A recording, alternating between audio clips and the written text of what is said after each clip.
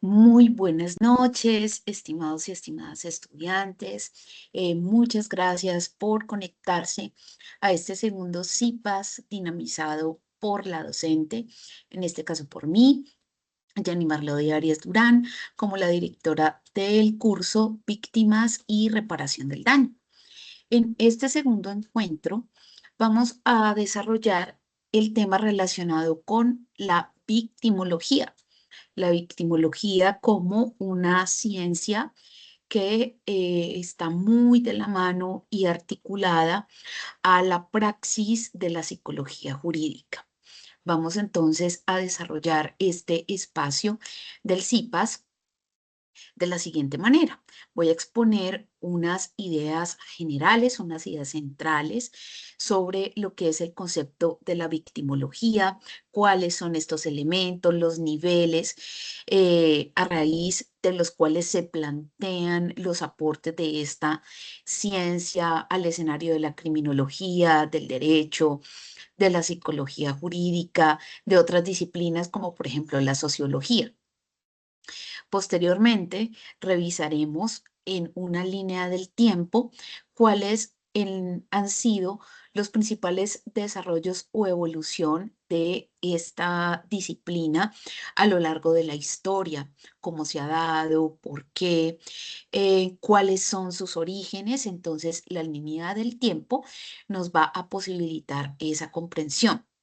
En un tercer momento abordaremos los principales enfoques teóricos de la victimología, cómo hemos podido llegar a abordar temas o problematizar escenarios que están inmersos en el mundo de las víctimas. Hola, Lizeth, ¿cómo estás? ¿Me escuchas? Hola, tutora, buenas noches, sí, señora. Bueno, Lizeth, ya había iniciado, pero entonces retomo. ¿Me escuchas bien? Sí, sí, señora. Mira, empecé mi intervención señalando que en nuestros CIPAS de hoy vamos a abordar el tema de la victimología como una de las ciencias que nos va a permitir estudiar o problematizar diversos escenarios con las víctimas, desde comprender qué tipo de relación puede llegar a establecerse entre una víctima y un victimario y también estudiar los medios, los escenarios y niveles en los que podemos comprender cómo surgen esos roles a partir de hechos victimizantes, ¿sí? En un principio a nivel general y luego lo vamos a aterrizar más al escenario de la criminología, ¿sí? Entonces, en el orden de ideas del desarrollo del CIPAS, estaba comentando que pues vamos a ver primero un concepto general de lo que es la victimología, luego, a partir de una línea del tiempo, cuáles son los hitos en la historia más importantes que permiten posteriormente proponer a la victimología como una ciencia que debe ser estudiada independientemente de la criminología en un principio o del escenario penal. Y luego cómo la comunidad internacional se preocupa por, además de estudiarla, también incorporar esos hallazgos a través de esta disciplina en espacios de protección para las víctimas, como por ejemplo los derechos humanos. Otro aspecto importante que voy a presentar son los principales fundamentos teóricos que han surgido a través de esas preguntas problematizadoras sobre la victimología, lo que te mencionaba ahora. El rol de la víctima frente al victimario en ese nexo causal del hecho victimizante, del crimen, del delito. Luego, ese fundamento teórico que se centra en estudiar a las víctimas, solo a las víctimas, en escenarios del delito. Luego, otros fundamentos teóricos de cómo estas conductas delictivas han lesionado los derechos, no solamente los derechos humanos, sino también el patrimonio de las víctimas, ¿sí?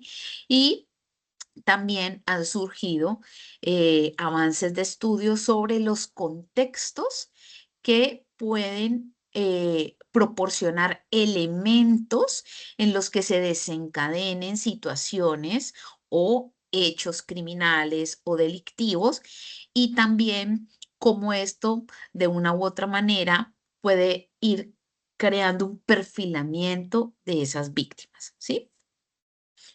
Bien, Lisset. Entonces, a lo largo también del desarrollo del CIPAS, yo tengo mm, dos actividades que vamos a ir desarrollando que son de carácter interactivo, ¿sí? Como por ejemplo un Mentimeter, el uso de tablet, para que podamos entonces ir asimilando los desarrollos que aquí les voy a ir presentando, ¿sí? Buenas noches, Vladimir.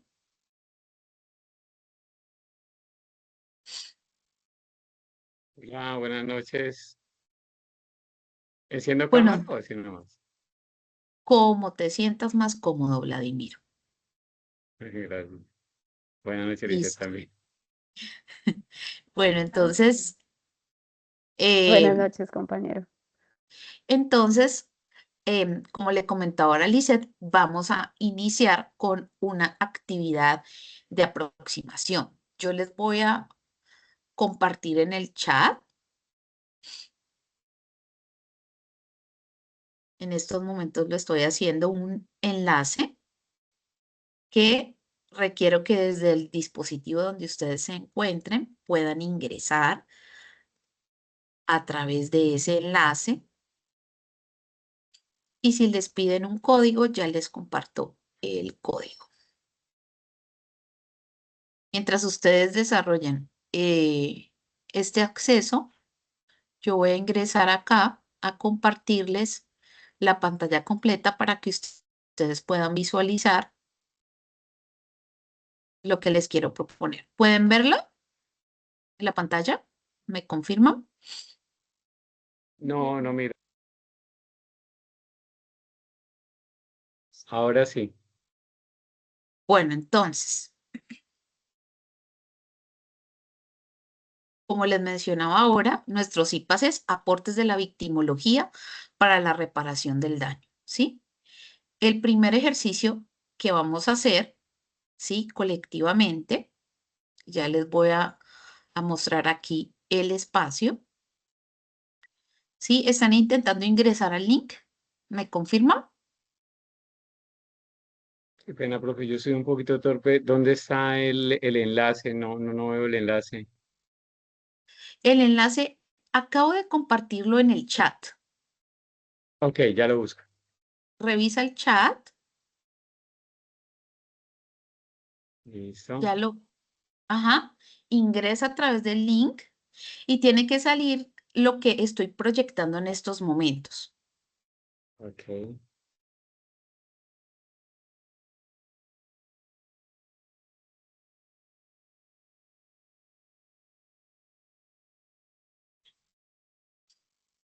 Tutora, a Tú mí ya, me Dice dice que me debo regístrese o registrar. ver los resultados.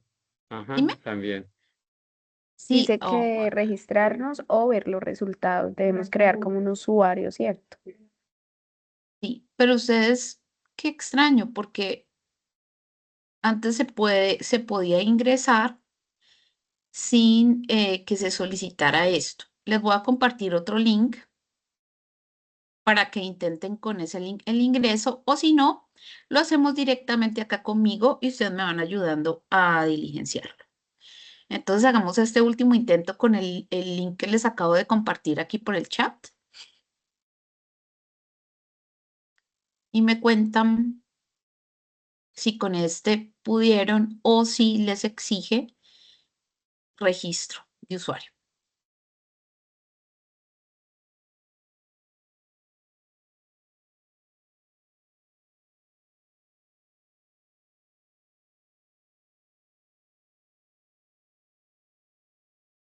Cuando ingreso, dice, menciona 3 palabras claves sobre la victimología. Ajá, sí, me salió lo mismo. Exactamente, exactamente. Listo. Entonces, ustedes allí, ¿qué van a hacer? cuál es el ejercicio?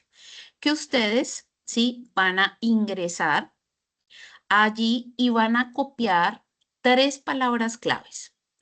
¿Qué es lo que primero se les viene a ustedes a la mente por victimología? ¿Sí? ¿Qué creen que pueda ser esa palabra?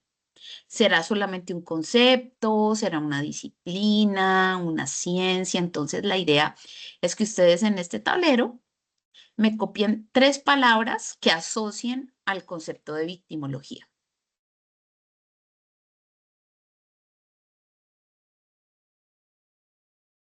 Pero yo no puedo escribir nada, no me da como la opción para ir escribiendo. Tampoco. ¿No te da el acceso? No, no, señora. No, no deja escribir nada. Sale solo la pregunta, pero no, no deja escribir. Vale, entonces, vamos a ver si aquí yo puedo configurarlo para hacer la edición. ¿Intentarán ustedes de pronto escanear el código QR? Esa puede ser otra opción. Profe, El código QR. porque digamos en mi caso, Ujú. no me sale así como le sale a usted, sino solamente menciona 3 palabras, pero no me sale código QR. El código Por QR lo ejem- escanea directamente de acá. por ejemplo, aquí me parece que habemos 3 participantes. Sí, Lisset, Vladimir y usted, profe. Ajá. Y de todas formas no les deja a ustedes ingresar. No, señora. O sea, sí ingresa, pero sale solamente la palabra y no da la opción de escribir. Dame un momento. A ver si yo la puedo configurar aquí. De pronto podríamos escanearla, pero directamente en la proyección suya, profe. Vale. Listo. Entonces, miremos a ver si respondiendo aquí a través de mí hacemos el ejercicio. Bien.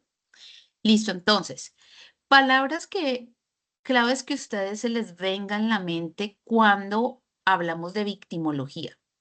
¿Qué me podrían decir? Protección a la víctima.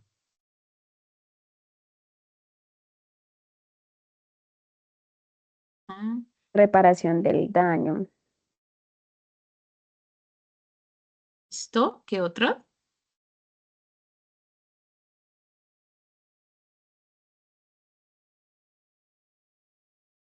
Como centrar el derecho, no sé, el proceso frente a la víctima y no tanto frente al procesado.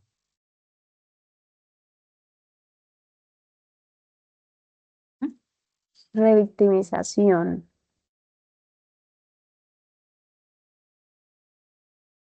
Listo. Entonces tenemos que ustedes han mencionado protección a la víctima, reparación del daño, procesos para las víctimas, revictimización. ¿Habían escuchado ustedes antes esta palabra victimología? Sí, profe, en mi caso Sí, sí. señora. Bueno, ¿en qué escenarios han escuchado ustedes entonces la palabra victimología? Ahora pasemos a ustedes. ¿En qué contextos?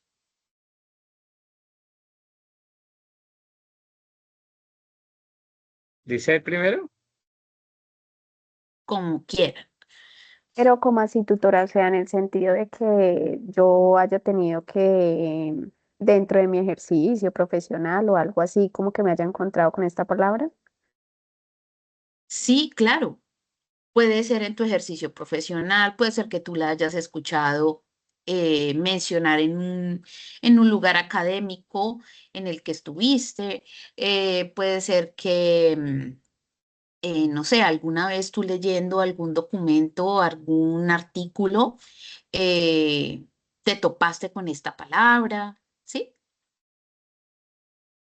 Ah, sí, claro, en el espacio académico, sí, señora. Bien, ¿y en tu trabajo? No, en mi trabajo no. Listo. ¿Y Vladimir? En mi caso, tanto en la parte académica como en la parte laboral, yo soy fiscal, mi profe. Ok, perfecto, muy bien. Entonces, ¿por qué les hago esta pregunta? ¿En qué contexto han escuchado el término de la victimología? Porque los desarrollos de la victimología como ciencia son muy recientes. Cuando digo muy recientes, es que su radio de estudio y de acción apenas están en auge, en crecimiento y eh, el aporte que nos hace la victimología es desde la epistemología. ¿Qué quiere decir esto? La forma en que podamos comprender otro escenario como el que ustedes planteaban allí, y es las víctimas como el centro. Antes no había existido una mínima preocupación sobre una disciplina que se centrara en las víctimas, ¿sí? Y cuando indico que esta disciplina se centra en el estudio de las víctimas, es básicamente sobre todas las consecuencias, ¿sí? Causales, medios, acciones, hechos victimizantes, por qué la comisión de crímenes o de al someter a las personas a escenarios victimizantes les otorga o les proporciona este rol, ¿sí? De poder ser denominadas como víctimas y en escenarios de exigibilidad, cómo es ejercido ese rol, ¿sí? ¿Será que ese rol es ejercido de manera, em, como señalaban ustedes, protagónica o no? ¿O este estudio, desarrollo de la victimología, lo que propició justamente fue la revisión de, en estos escenarios de la formalidad, cómo estaban las víctimas con relación a la protección de sus derechos, a la exigibilidad de estos derechos y a cómo las víctimas asumían también roles activos en procesos de reparación del daño, ¿sí?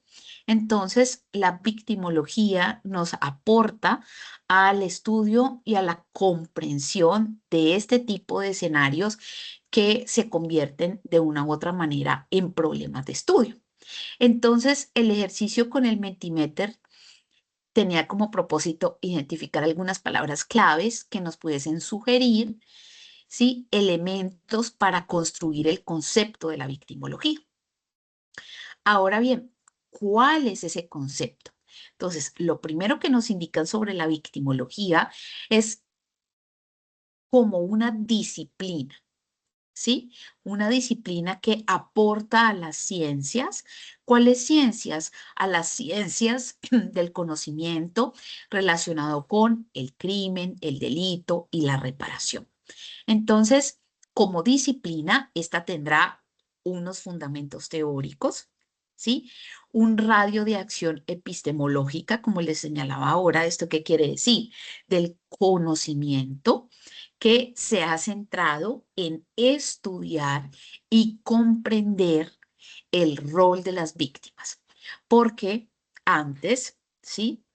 Cuando hablábamos, por ejemplo, de modelos de justicia, buscaban estos modelos de justicia, por ejemplo, la justicia distributiva o la justicia retributiva, estaba más centrada, como indicó ahora Vladimir, en comprender, en estudiar y en administrar, ejercer un tipo de justicia que estaba enfocada en el victimario, en tanto la preocupación era la siguiente: cómo se va a estructurar la forma de castigo por determinado crimen, delito o hecho victimizante realizado, ¿sí? Si bien se reconocía la existencia de la víctima, ¿sí? Que en los primeros desarrollos no era considerada víctima en términos del concepto de la enunciación, sino que hablábamos de persona que había sufrido algún tipo de daño o que además del daño puede haber sufrido un perjuicio, pero el concepto o la denominación de víctima como tal no existía. Es posteriormente la ONU, ¿sí? En pleno inicio del siglo XX, con el surgimiento de la Declaración Universal de los Derechos Humanos, posterior al año de 1945, que se construye un tipo de definición de víctima, ¿sí?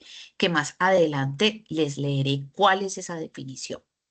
Entonces, ¿qué se hace desde la victimología? Pues se recogen, ¿sí? Esos intereses investigativos y problematizadores frente al rol de las víctimas. Se dirige esa mirada a las víctimas. ¿Cómo, cuál es el lugar de ellas en el contexto, por ejemplo, de hechos victimizantes o cuando se da en un escenario criminal? Y esto está muy ligado a la guerra. Entonces, la victimología surge por la necesidad de problematizar esas consecuencias de las acciones criminales que se han dado en contextos de guerra. Cuando digo que inicialmente la victimología surge por esa necesidad, esto ya de entrada nos insinúa que el estudio victimológico no solamente ahora se centra en las víctimas de este tipo de hechos, sino que se ha ampliado también el estudio a otros escenarios en donde la victimología puede estar presente. Pero su génesis se da en la Segunda Guerra Mundial, ¿sí? ¿Recuerdan ustedes o han oído mencionar que una vez termina formalmente la Segunda Guerra Mundial, surgen los famosos juicios de Nuremberg, ¿sí? Y estos juicios son una manera en la que aquella fuerza ganadora, por decirlo así, en la guerra, toma la decisión de que quienes son los perdedores en la guerra deben ser judicializados. Pero como no existían en esa época normas internacionales, es de esta manera en que apoyados, ¿sí? En un principio universal como el de la dignidad humana, deben entonces realizarse este tipo de juicios para que se determinen quiénes son los responsables, ¿sí?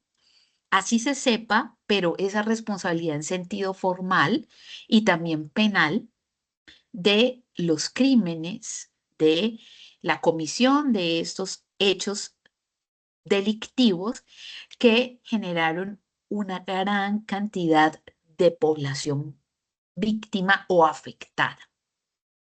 Entonces, es en el marco del desarrollo de estos juicios de Nuremberg que uno de los argumentos por los cuales la comunidad internacional en ese momento judicializa a aquellas personas, grupos, y de cierta manera es un tipo de juicio de Estado, ¿sí? En este caso para Alemania, en pro de la defensa, de la protección, de la reivindicación de todas estas personas que en calidad de civiles, pues sufrieron las consecuencias de esta guerra.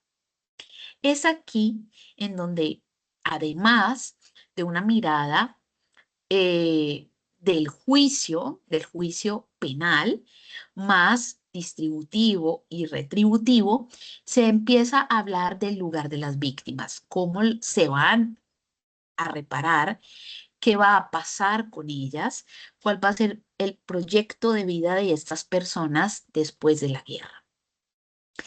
Esto, miren que estas inquietudes suscitan, ¿sí? Que posterior a esto, en estados como Israel, se celebren encuentros, ¿sí? Simposios en donde las temáticas van a estar centradas en este escenario.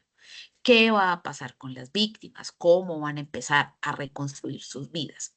Entonces, es aquí donde surge el primer elemento, ¿sí? A manera de idea de cómo se pueden empezar a estudiar o abordar esos procesos de victimización y o desvictimización, ¿sí?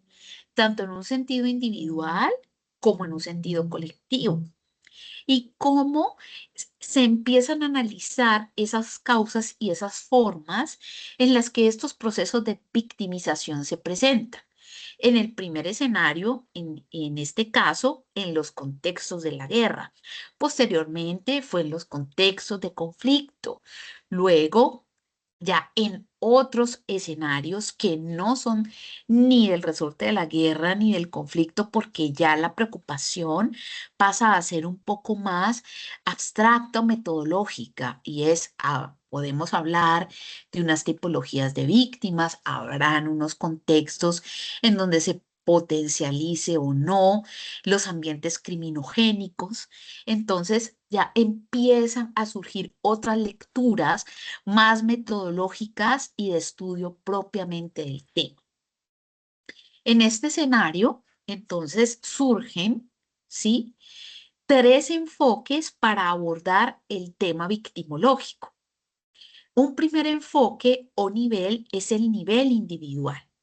En ese proceso de estudio se considera que es importante indagar sobre la víctima no solamente por el hecho que le da esa condición, sino la víctima en tanto persona, ¿sí?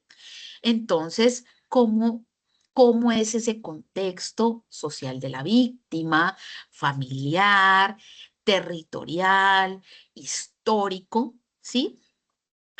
¿Qué condiciones o escenarios la convirtieron en proclive a que, siendo un civil o una civil, llegase a convertirse en una víctima?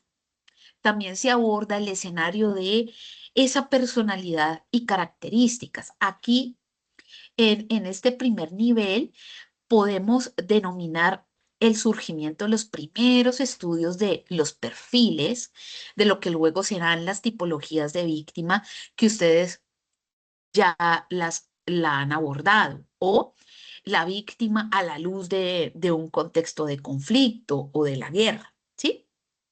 ¿Y cuáles son esas características? Entonces, en este primer nivel individual, el desarrollo de esta disciplina se centró en ese escenario. En ese mismo nivel individual, luego se desarrollan los estudios de la víctima como un sujeto colectivo, ¿sí? Y en ese ser de sujeto colectivo, cómo esos hechos delictivos o esos crímenes o esas circunstancias a las que una población, una comunidad, un grupo fueron sometidas, qué aspectos endógenos y exógenos llevaron de una u otra manera a que en estos contextos de guerra o de acciones criminales o de hechos victimizantes, pues los resultados fueran justo causar el daño, ¿sí?, a un sujeto colectivo. El segundo nivel de estudio es el nivel conductual. En ese nivel conductual, sí, la preocupación en la investigación, en la indagación, en los estudios de la victimología, se centra en la conducta, ¿sí? Pero esa conducta en varios escenarios. Esa conducta de la persona víctima cuando está siendo sometida o llevada o de una u otra manera, eh, quedando en manos de la situación de indefensión, por ejemplo, ¿sí?, a la que es sometida por su agresor o por el victimario. Entonces, recuerden que a veces la víctima puede desarrollar ciertos patrones conductuales que la pueden llevar, por ejemplo, a desarrollar culpa. ¿Sí? Culpa en el sentido de que se autorresponsabiliza de la situación en la que está. O sea, yo soy culpable o es mi responsabilidad que en estos momentos esté en esta situación o que haya sido sometida a un contexto criminal o delictivo, ¿sí? Otro escenario que puede pasar en la conducta de la víctima es que ella empiece a desarrollar empatía, ¿sí? Con su agresor o su victimario.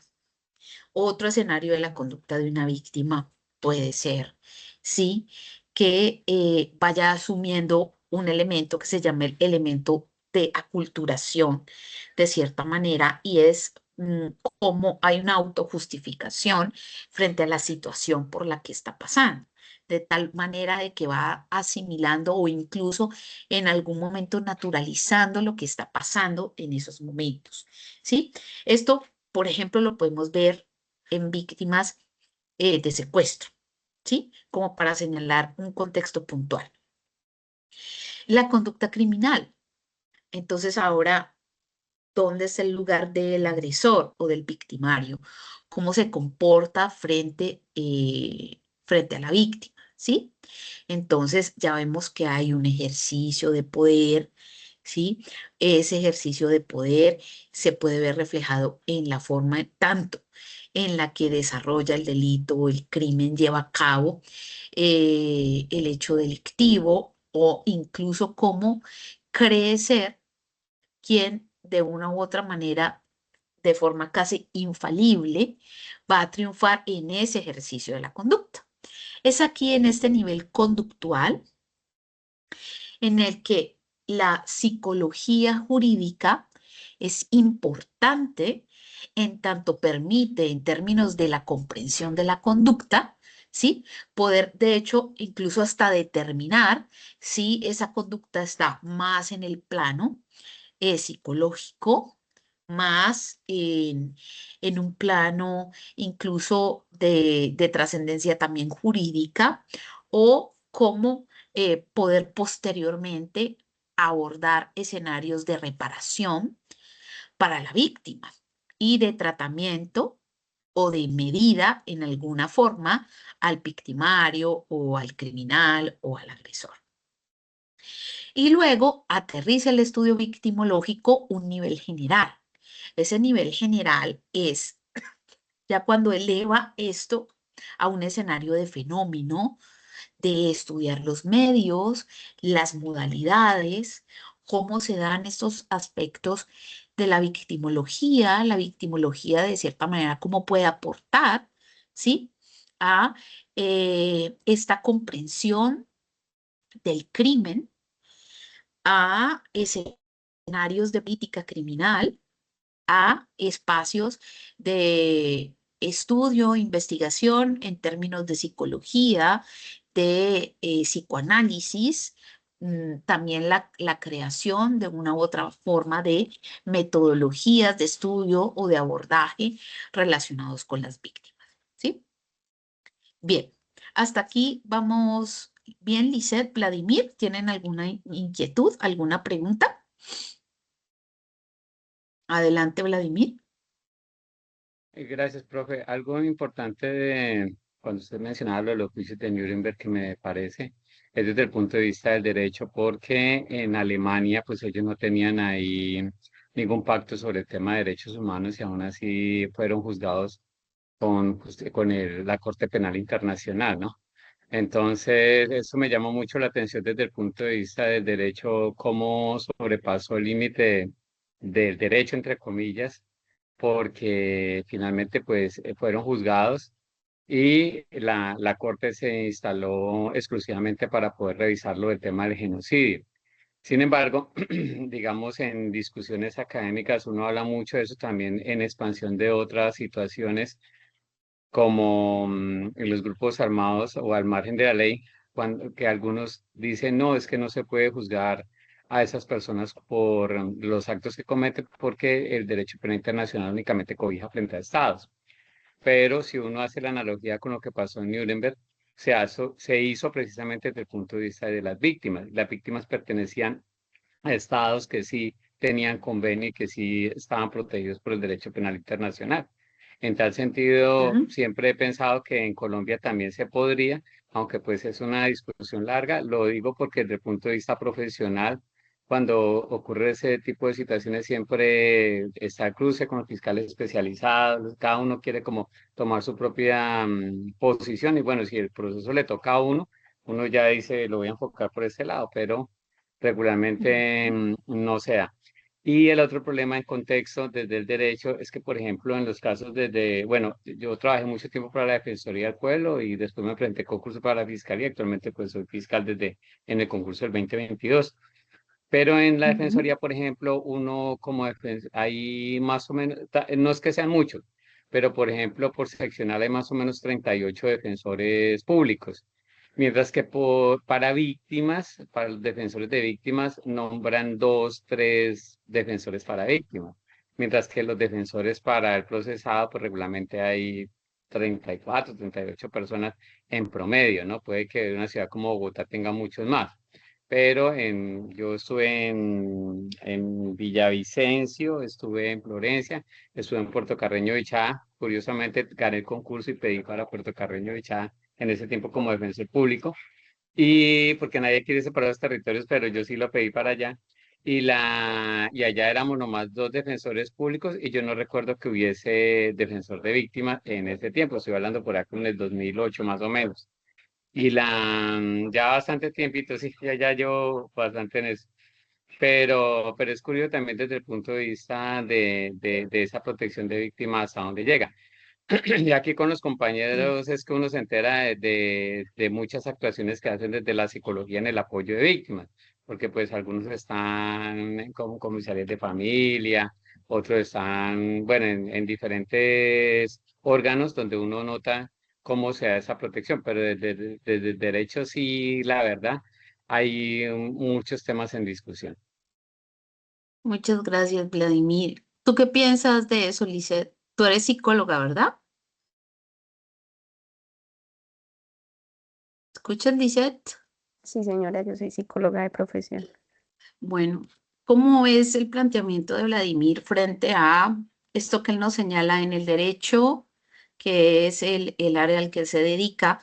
Él puede ver eh, en ciertos escenarios esa desigualdad de armas, de acceso, de posibilidades de las víctimas frente a, como él lo señala en este caso, en lo penal, a quienes están siendo procesados, ¿no? Teniendo en cuenta que estamos hablando de la disciplina de la victimología. ¿Qué piensas tú frente a eso en calidad de psicóloga?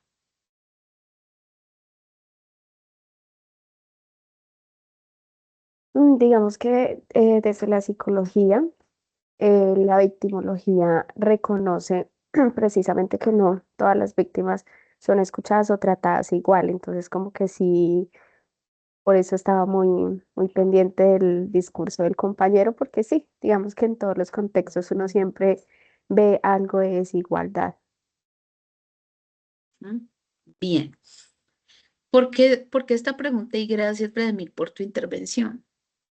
Porque miren algo tan importante que es esta disciplina de la victimología surgir como disciplina eh, en los posterior a la mitad del siglo XX, casi que terminando los años 70, iniciando los años 80, ¿sí? Antes no había sido un centro de estudio, como les indicaba, epistemológico del conocimiento, de problematizar estos escenarios que ustedes señalan, por ejemplo, en un contexto de criminalidad, de guerra, de conflicto, incluso en los escenarios familiares, laborales, bueno, en estos otros contextos en donde se pueden generar también actos que generen daño o perjuicio a una persona, ¿sí? Entonces, una disciplina como esta es tan nueva ha permitido aportar elementos que fortalezcan el ejercicio disciplinar de otras ciencias, como por ejemplo las jurídicas y en el caso de la salud, en la parte de la psicología. Y es acá donde la psicología jurídica, ¿sí? Que ustedes ya han visto en sus webconferencias, en los cursos, cómo se establece esa relación entre el derecho y la psicología, ¿sí? Eh, en el escenario de la psicología, cómo ha aportado al derecho desde lo normativo, desde la comprensión de la conducta, pero a su vez el derecho en un escenario ético y normativo, cómo ha aportado también al ejercicio de la psicología. Entonces podemos ver cómo el derecho y la psicología están presentes en contextos judiciales, forenses, técnicos, ¿sí? También de apoyo en escenarios del contexto psicosocial. Y aquí entonces la victimología, ¿qué aportes puede hacer a la praxis, es decir, a la práctica, al ejercicio de ustedes como eh, profesionales especializados en psicología jurídica? Quiero que vayan pensando esta pregunta porque esta es la pregunta de la actividad de cierre cuando nos vamos acercando a la finalización de nuestros IPAs. Y es en ese sentido, ¿qué aportes hace la victimología a la práctica de la psicología jurídica? ¿Sí?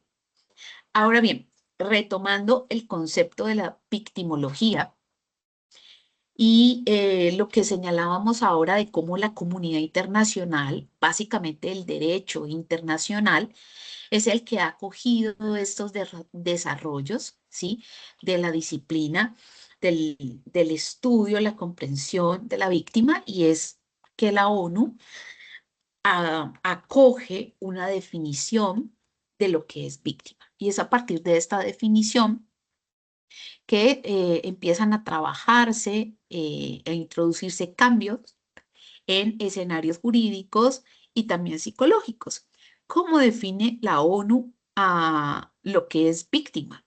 Entonces la ONU dice, una víctima es toda persona, ¿sí? Entonces miren que aquí está aplicando el principio universal de los derechos humanos, que justo es el de la universalidad. Entonces, víctima será toda persona que individual o colectivamente, ¿sí?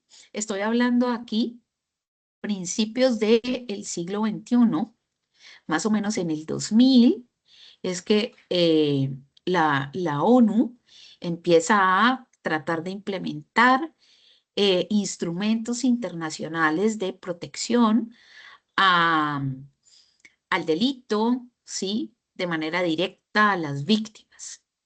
Entonces señala que es toda persona, individual o colectiva. Entonces aquí ya empezamos a hablar de el sujeto individual, del sujeto colectivo, y le agrega un tercer elemento, es que haya sufrido daños. Entonces tenemos aquí la tríada de palabras. Toda persona que de manera individual o colectiva haya sufrido daños. Además de esto, la ONU hace una serie de descripciones sobre qué tipo de daños puede sufrir una persona individual o colectiva.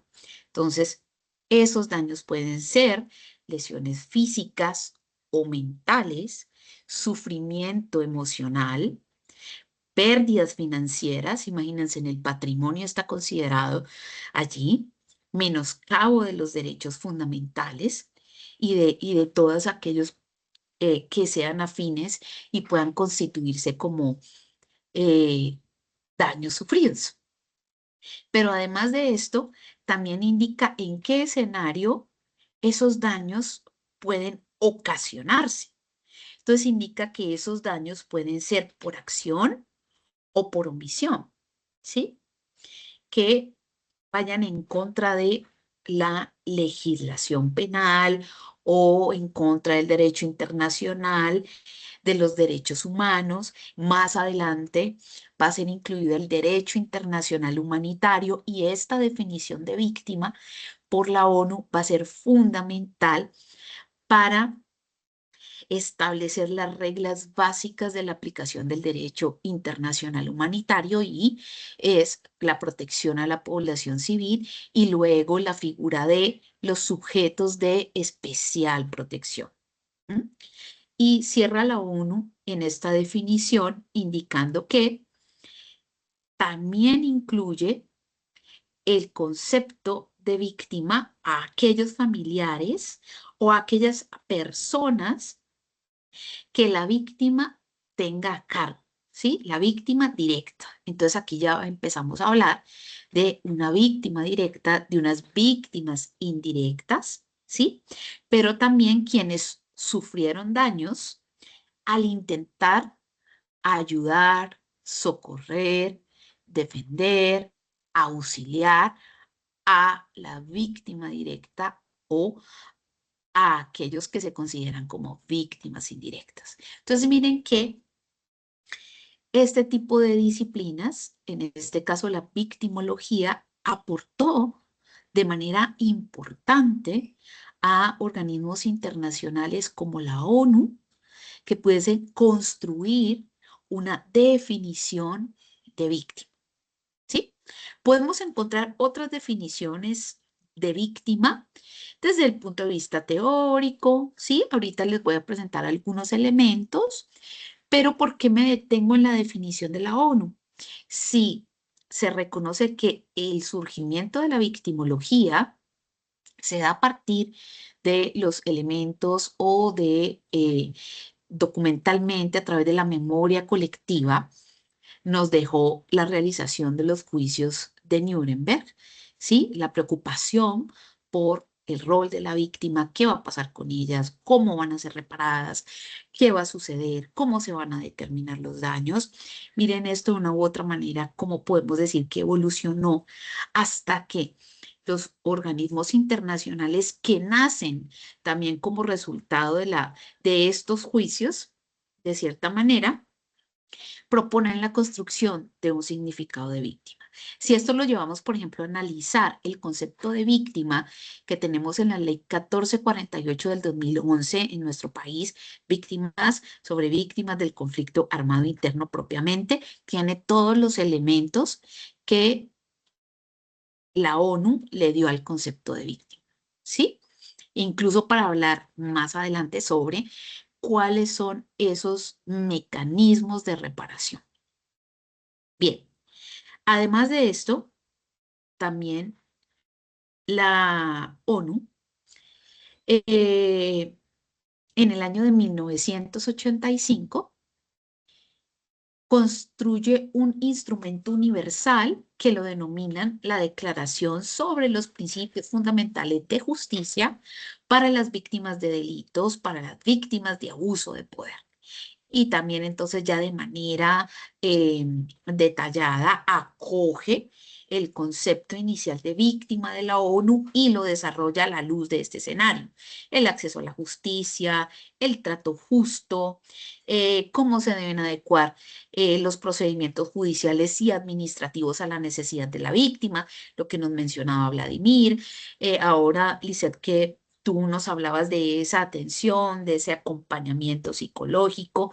También esta declaración habla de la importancia de utilizar mecanismos oficiosos para resolver las controversias, pero también tener en cuenta escenarios como la mediación, pero también que estas prácticas de justicia sean restaurativas para las víctimas, que favorezcan de una u otra manera esa reparación, cómo se va a resarcir el daño.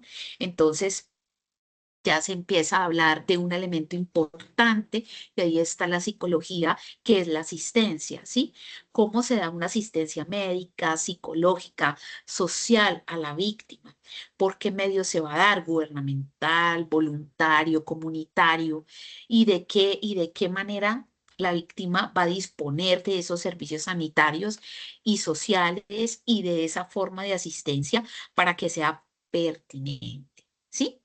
Entonces, miren aquí algunos ejemplos de cómo eh, los estudios nacientes sobre victimología generaron estos aportes. Bien, ahora quiero que miremos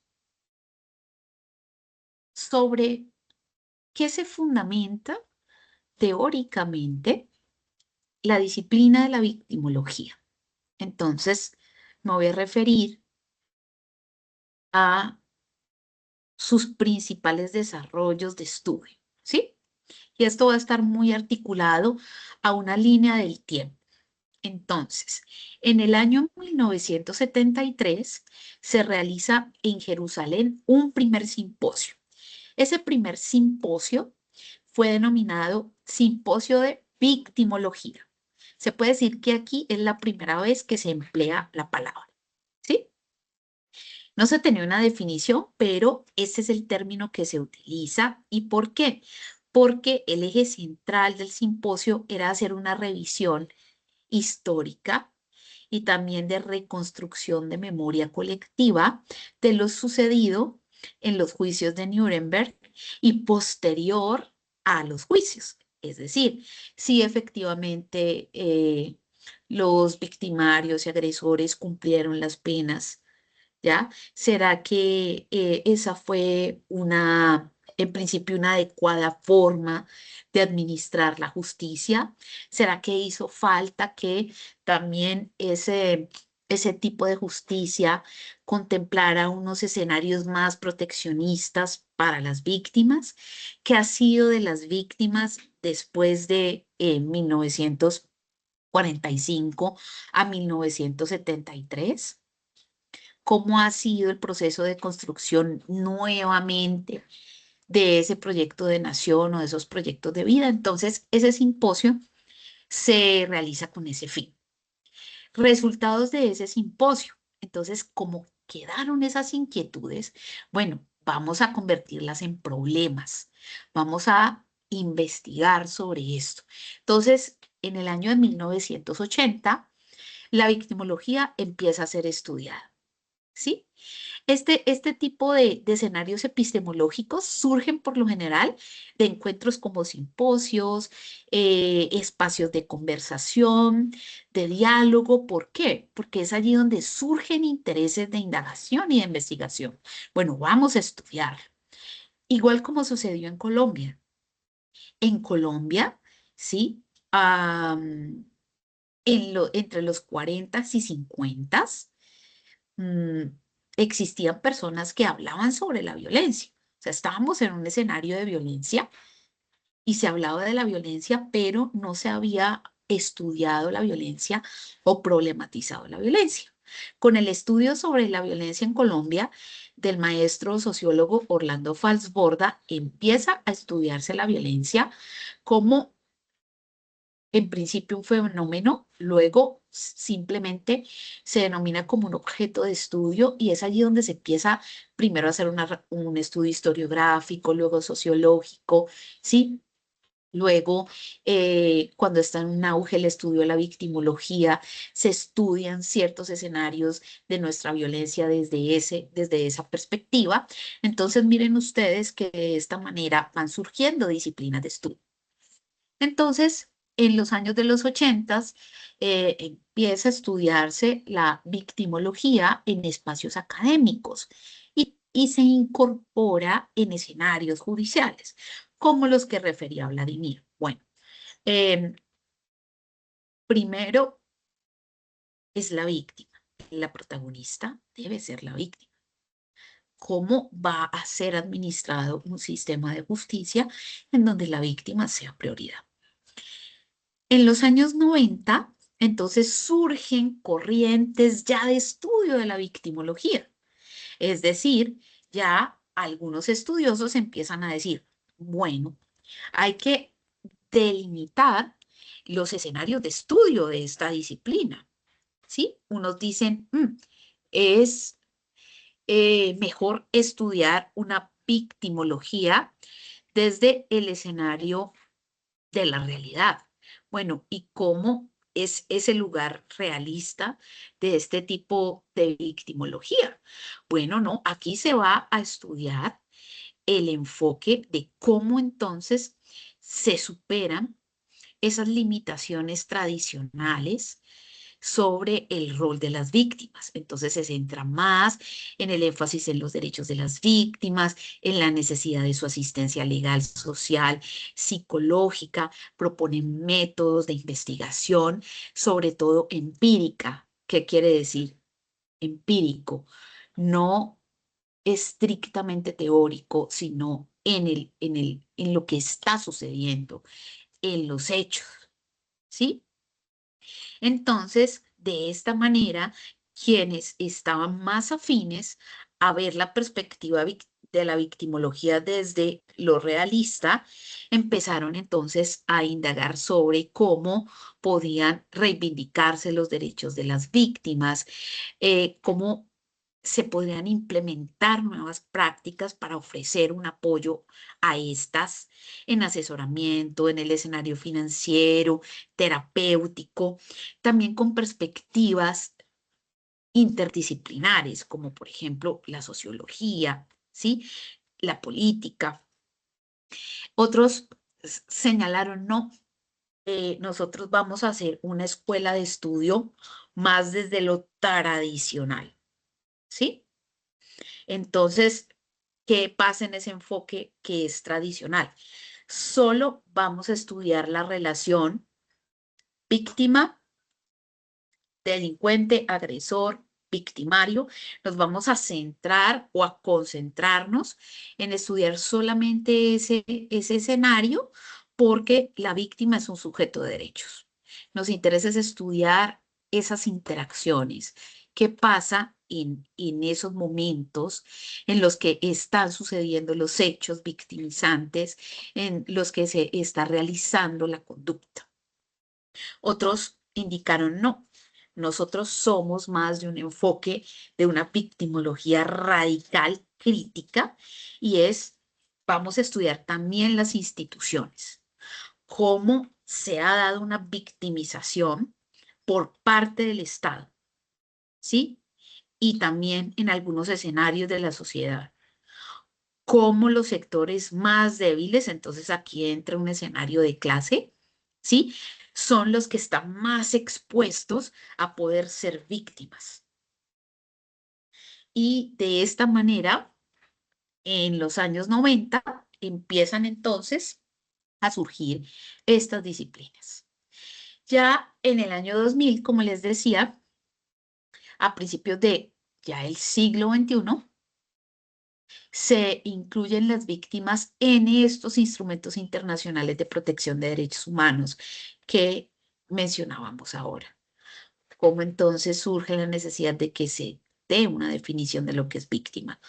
Cómo la ONU, máximo representante, digamos, de esta comunidad internacional, del derecho internacional de los derechos humanos, eh, incita a los estados a que se construya un instrumento, una declaración sobre unos principios generales en donde se concentra los elementos o tratamientos básicos o mínimos como unos lineamientos orientadores, como estos principios de interpretación que deben tener en cuenta los estados en sus ordenamientos internos, ¿sí?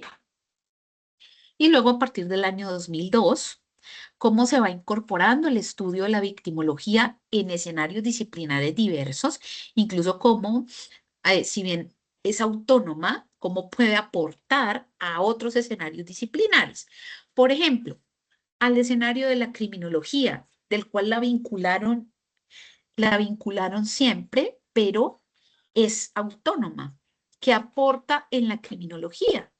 Pues aporta elementos para comprender el crimen, porque la génesis de la criminología es eso, el estudio del crimen, cómo se comprende el crimen, por qué la conducta criminal, se estudia la conducta, se estudia el comportamiento desviado, se estudian las instituciones de poder, se aborda en la criminología los análisis sobre la política criminal de los estados, cómo son los sistemas penitenciarios y carcelarios, mientras que, como señalaba ahora, la victimología, su centro de comprensión del crimen es la víctima, ¿sí? También en el escenario de la justicia. en cómo surgen, por ejemplo, si hablamos de una justicia transicional, cómo se aporta al abordaje de la justicia restaurativa. Y es, mire, desde una perspectiva de la victimología crítica, cómo entonces se pueden analizar las instituciones, los actores, ¿sí? Incorporar a las víctimas en escenarios protagónicos y activos. Ahora, en la psicología, ¿sí? Que es lo que ustedes van a compartirme ahora que vayamos a ir cerrando el espacio. Entonces, miren que de una u otra manera, ha sido la línea del tiempo del surgimiento de la victimología. Estamos hablando del año de 1973, donde se gestan ya escenarios de diálogo sobre esta disciplina. De allí hacia atrás, no hay elementos que puedan conectar con esa memoria histórica frente al escenario de la victimología. Es decir, que es una disciplina muy, muy reciente, pero a partir de estos elementos de análisis que nos aporta, podemos incluso irnos al pasado para reflexionar sobre, sobre el lugar de enunciación de las víctimas que no fue reconocido hasta ahora, hasta esa época en que empezó a ser un objeto de estudio. Ahora bien, ya les hablé de algunas corrientes y los desarrollos teóricos, es decir, cómo se empezó a pensar sobre la victimología. Entonces tenemos la teoría de Mendelssohn. En esa teoría, él se centra en estudiar la relación interpersonal entre víctima y victimario, lo que les señalaba ahora en esa corriente. Entonces, la teoría de Mendelssohn está relacionada con esa corriente de estudio tradicional de la victimología, y es solo concentrarse en estudiar cómo son esas interacciones entre víctima y victimario, qué sucede allí, qué elementos de el comportamiento. Entonces, vamos al nivel. Aquí se estudia a un nivel conductual, ¿sí? Entonces, tenemos que la teoría de Mendelssohn aporta elementos para comprender qué sucede entre esas interacciones, esas relaciones entre víctima y victimario, a un nivel conductual y desde una perspectiva de la victimología tradicional. La segunda teoría es la teoría de von Henting. En esta teoría, él se centra en proponer un análisis sobre las actividades de riesgo que están asociadas con las víctimas y los hechos victimizantes. Entonces, aquí desde esta teoría se amplía más el elemento de estudio. Cuando hace referencia a las actividades de riesgo es al contexto. ¿En qué contexto está la víctima? ¿En qué situación fue sometida esa persona o esas personas para adquirir, sí, la denominación de víctima? Estudia lo que pasó, ¿sí? Y es cuáles fueron esos hechos victimizantes. Entonces, esta teoría de von Henting estudia más un nivel, en principio individual, luego general, ¿sí? Y hace parte más de una corriente realista del estudio de la victimología. Luego viene la teoría de Carmen. Esta teoría ya se centra en la participación de la víctima en la comunidad. Aquí es más un aspecto ya crítico y es cuáles son las instituciones sociales en donde esta víctima desarrolla su existencia, ¿sí? Cómo se relaciona esta víctima en lo social, en lo político, en la familia. ¿Quién era antes de tener esta condición de víctima? ¿Quién es ahora después de que ha sufrido el daño? ¿Sí? La teoría de Wolfgang. En esta teoría, entonces, solo se estudian los hechos victimizantes pero para establecer el nexo de causa. Entonces, aquí es más el estudio de los factores endógenos, exógenos, las causas, las consecuencias, ¿sí? Que conecta ese momento, ¿sí? Por eso hablamos del hecho victimizante entre aquella persona que pasa a ser víctima y el victimario, ¿sí? Ejemplo, em, el atentado de las Torres Gemelas del 11 de septiembre. ¿Qué nexo conecta a las personas que iban, que estaban en la torre, que estaban transitando, ¿sí? En esa calle de Nueva York y las personas que venían en el vuelo? Los conecta el hecho victimizante del atentado, ¿sí? No tenían hasta ese momento ninguna de ellas, quienes estaban en la torre, transitando por las calles o alrededor, o quienes venían en el avión, no había una interacción entre ellas, no había una conexión. ¿Qué nexo las conecta? El escenario del atentado. Hechos victimizantes, ¿sí? Que genera el atentado, además de las muertes, también la generación de víctimas indirectas, ¿sí? ¿Qué pretendía el victimario? Entonces, ejercer un acto de terrorismo de Estado. Entonces, en la teoría de Wolfram, se centra es en estudiar ese contexto. Aquí ya entonces hablamos de unos aportes desde la victimología más hacia ese escenario general, medios, formas, características, tipos de victimarios, clasificación de víctimas. Entonces, estos enfoques teóricos, ¿sí?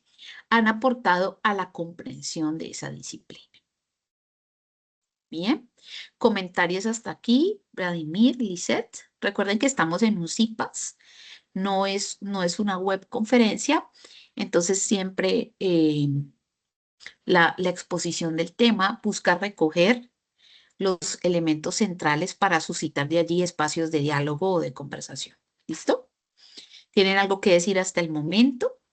Porque les voy a proponer la actividad de cierre. De mi parte no, profe. Listo, Por mi entonces, parte tampoco, tutora.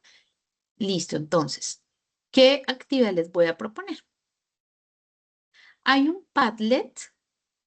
El Padlet es una pizarra virtual y en esa pizarra virtual hay una pregunta. La pregunta es, ¿cuáles son los aportes de la victimología a la praxis, es decir, a la práctica, al ejercicio de la psicología jurídica? Entonces, aquí en el chat les voy a compartir a ustedes el enlace del Padlet. Yo ya lo voy a proyectar y les voy a explicar a ustedes cómo van a interactuar allí. Listo, ahí ya les acabo de enviar el chat, al chat el link. Ustedes ingresan ahí y tienen que aparecerles, ya les muestro. Les tiene que aparecer esta pantallita.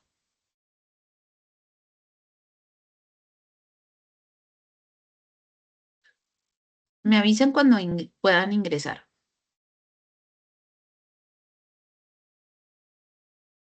Confirmo. Listo. En la parte inferior, tú vas a encontrar un circulito con una cruz, un circulito naranja. Le vas a dar allí con el cursor y él va a desplegar un recuadro. ¿Sí? Listo, sí, para empezar a escribir. Exacto. Sí, señor. En el rengloncito más delgadito, ustedes van a escribir su nombre. Y en el espacio más ancho van a desarrollar la respuesta. Entonces, la pregunta es, ¿cuáles son los aportes de la victimología, teniendo en cuenta esto que hemos conversado, estos elementos que les presenté del concepto, de la línea histórica, de los fundamentos, que aportan a la práctica de la psicología jurídica? ¿Sí, Vladimir? Qué pena con usted, profe. Yo soy un poquito torpe en tecnología. No encuentro el espacio pequeño y grande. Solamente encuentro donde dice escribir su respuesta. No Ah, encuentro bueno, otra parte. entonces escríbela así, no hay problema. ¿Con mi nombre y la respuesta ahí mismo? Ok. Sí, exactamente. Ok. Bueno.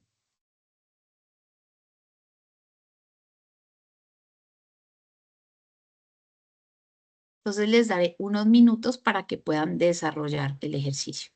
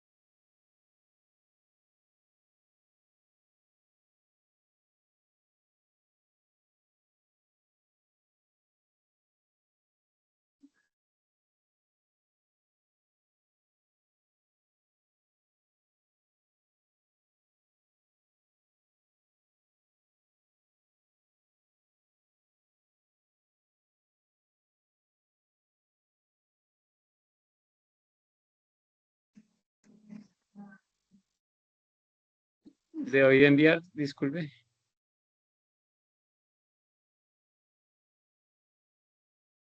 Sí, le das a enviar y él automáticamente va a aparecer allí.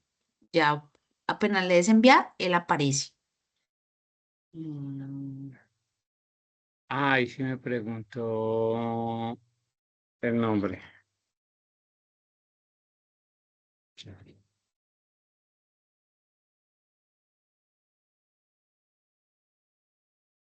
¿Ver?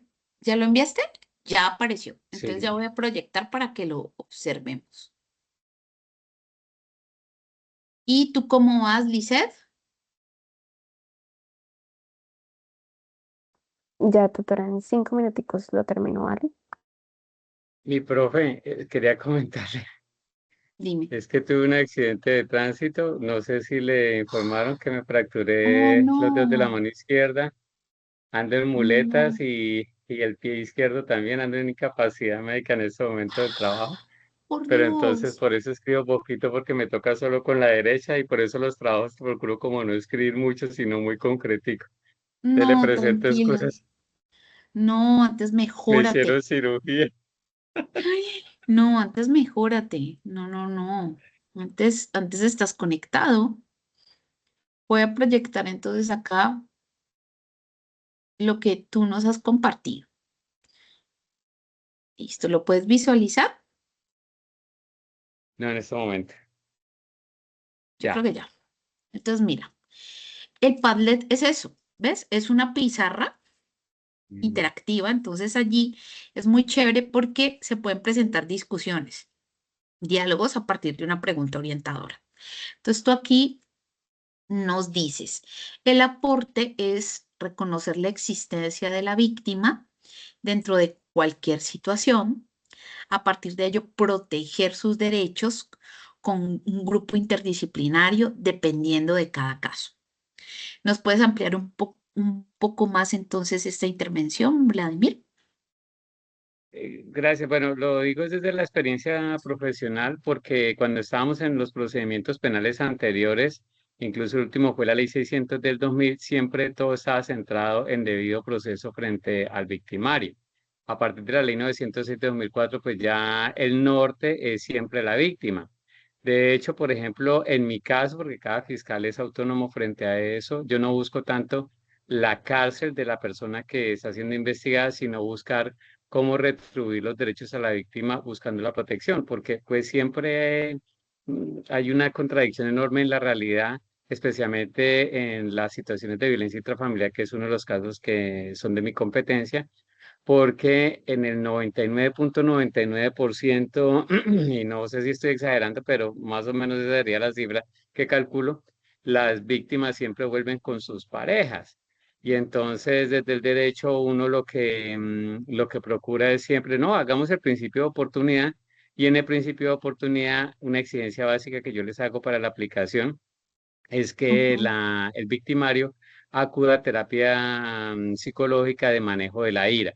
Yo digo, pues finalmente si se da un proceso y la víctima se acoge al artículo 33 para no declarar, por lo menos que esta persona haya tenido algo de terapia y por eso hablo del apoyo interdisciplinario, porque muchas veces algunos creen que eso se maneja solo, o sea, que el fiscal puede con todo y no, uno necesita ahí el apoyo psicológico fundamental del profesional en salud mental para que la persona de pronto también le baje los niveles y aparte pues también el apoyo psicológico frente a la víctima para que se empodere y tome decisiones, pues me centré en la violencia intrafamiliar, pero eso se da sobre todos los casos, ¿no? Para ver si la víctima de pronto desea continuar en la violencia intrafamiliar con la pareja o definitivamente dice, no, yo no quiero vivir con esa persona y voy a seguir mi vida. Pero para eso necesita el empoderamiento y por eso hay que apoyarse ahí en ese punto para la víctima. De la ley 906 se centró fue en ello, en la víctima, en el reconocimiento de la protección de los derechos de la víctima, no tanto en Ujú. sancionar penalmente al procesado, pero hay algunos colegas que todavía no lo comprenden. No, pero genial, Vladimir, que te apoyes en otros escenarios interdisciplinares. Justo la psicología jurídica es uno de ellos, ¿no? ¿Y cómo te ha ido a ti cómo ha sido tu experiencia cuando has realizado El, este tipo de ejercicios? No, muy buena. Es muy agradable poder ayudar. Es la verdad, siempre para mí es como un papá, ¿no? Entonces a uno le duele cuando tiene que castigar a los hijos. Y cada vez que yo tengo que hacer una orden de allanamiento o cada vez que yo tengo que solicitar que alguien se vaya a la cárcel, y en especial porque, perdón si me paso de tiempo, pero, por ejemplo, el tema de violencia intrafamiliar, que está en el 229 Código Penal, el artículo 68A, por si de pronto Lice no conoce del tema, en este tipo de procesos no se conceden subrogados penales. Y va Ajá. de 4 a 8 en la primera inciso y de 6 a 14 en el segundo, si la víctima es mujer, niño o persona de la tercera edad. En tal sentido, sí o sí tiene que ir a la cárcel y una persona de 4 a 8 o de 6 a 14 años, dependiendo de la sanción que se dé, qué tanto maquinará en la cárcel, ¿cierto? Porque no va a ser como una zona de realmente de justicia restaurativa como tal, sino que al contrario siempre se va a ir llenando de rencores. Pero hay unos casos en los cuales definitivamente le toca a uno amarrarse y hacer solicitudes de captura u otras. Recientemente, entre comillas, porque eso ya fue el año pasado, por ejemplo, un papá le escribió algo a la mamá y le dijo, voy a hacer algo que nos va a doler a los dos, pero te va a doler más a ti que a mí. Y ellos tenían una hija en común. Y yo de una vez me fui con esa, pues, de garantía, solicité orden de captura y me lo llevé y lo condenaron solo porque el tipo era un agresor, ya le había golpeado en el embarazo, ya le había golpeado en otras oportunidades y yo dije, esa frase en el WhatsApp no puede pasar por desapercibido. Y esa, por ejemplo, pues era imposible un caso como ese, ya uno dejar como que De no forma pase nada. deliberada, sí, exacto. En cambio, hay situaciones en las cuales uno evalúa y uno dice, bueno, la persona estaba borracha, listo, entonces primera condición tiene que dejar el licor, pero es que no puedo, listo. Usted quiere ir a la cárcel, hermano, no hay ningún inconveniente, se le puede hacer. O usted prefiere una oportunidad, no, te la oportunidad, listo. Y si ya recae, entonces me toca irme con todo y solicitar que queden detenidos en la cárcel, porque hay una frase que tienen mucho las personas, la he escuchado muchas veces en la violencia intrafamiliar, la cárcel es para hombres y están ahí un día y ya quieren salir. Se dan cuenta que eso no es tan fácil. Y la que escucho Mm. mucho en el caso de inasistencia alimentaria es, quiero una prueba de ADN. Siempre tratan Ujú. como de, y antes de que entre la representante de víctima, las mamás, yo les digo, pilas, porque es posible que utilice este tipo de frases para destruirla psicológicamente, para destruirla emocionalmente, usted tiene que ser fuerte, y sí, eso, en Genial. la mayoría de casos yo escucho esas dos frases, de un lado y de otro. Muchas gracias, Vladimir. Y Lisette, te estamos esperando ya para dar cierre a nuestros CIPAs. Tutora, yo ya lo envié, no sé si le aparece.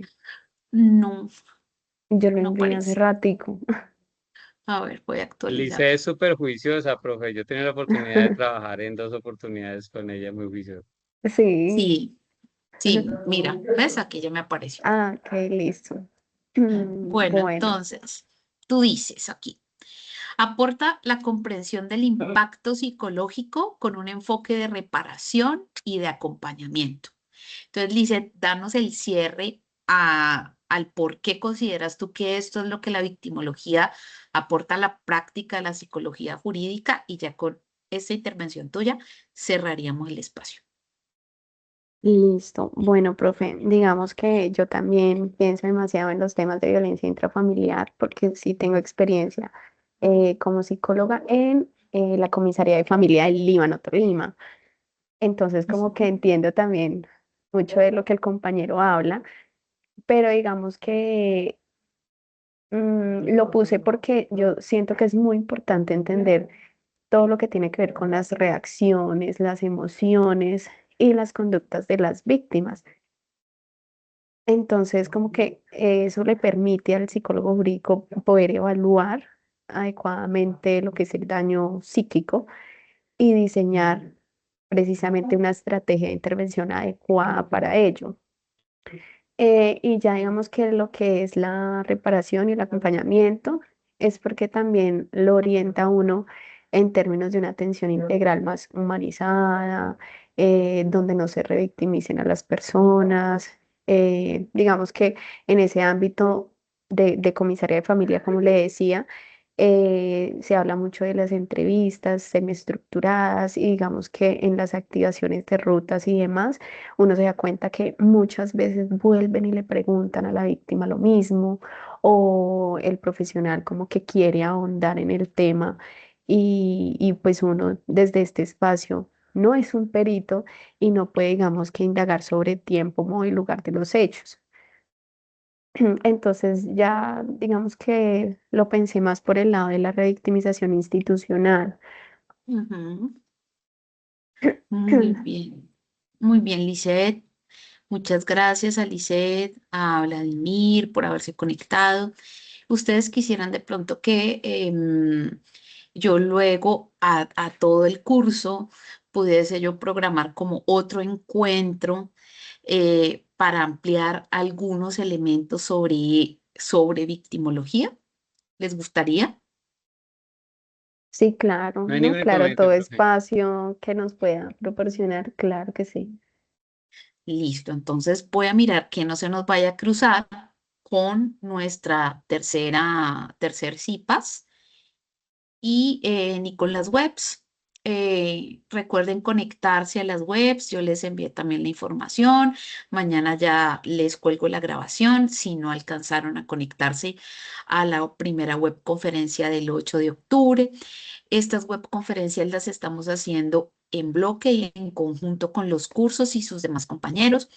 Em, yo les están enviando los recordatorios, también ubicándolo la información en los espacios de encuentro sincrónicos. Como los CIPAS no son espacios de encuentro sincrónicos, sino que son otras formas de actividad académica, de movilizar la vida académica en la universidad, pues yo se los voy a estar compartiendo es a través de el correo del campus virtual o si ustedes ingresan a la oferta de CIPAS, allí podrán también visualizarlo. ¿Listo? Bueno, les agradezco mucho, que pasen muy buena noche los dos. Listo, Tutara, muchísimas Muchas gracias. Yo sí gracias. quedo atenta a la grabación que su merced dice de la web porque no me pude conectar. Sí. Ah, vale, perfecto. Mañana, al finalizar el mediodía, la encuentras ya en el repositorio. ¿Listo?